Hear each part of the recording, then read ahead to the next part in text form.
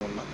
আর সেটা হচ্ছে যে একটা সাংগঠনিক, আমরা যদি যারা জিতেছে তাদের একটা সাংগঠনিক একটা সুসংহত ছিল তাদের সংগঠন।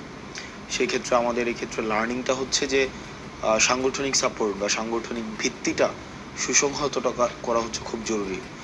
বাক্সাসের যদি আপনি দেখেন ফলাফলে, আপনি এটা আমরা হেরেছে আপনার তৃণমূল আপনার সেন্ট্রাল যেই ইলেকশনটা সেটাতে।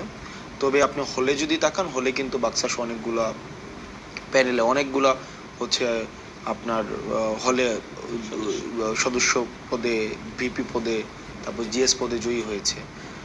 তবে এটা মেনে নিতে হবে যে সাংগঠনিক দুর্বলতা সেখানে বেশ স্পষ্ট হয়েছে, আর যারা জিতেছে তাদের সাংগঠনিক দক্ষতার কারণেই জিতেছে। সেজন্য আমরা তৃণমূল সংগঠন থেকে শুরু করে সেন্ট্রাল সংগঠনকে সুসংহত করার প্রতি আমরা বেশি মনোযোগী হচ্ছে।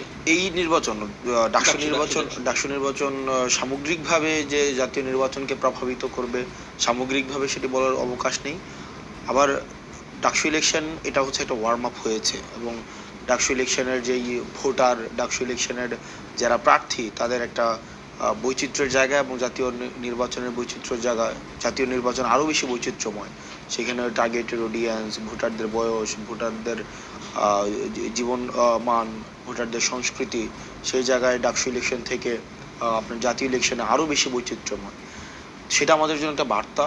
তবে এই বার্তাটা জাতীয় ইলেকশনে আরও বেশি কঠিন হবে যদি এখন থেকে প্রস্তুতিটা সেভাবে না নেওয়া যায়।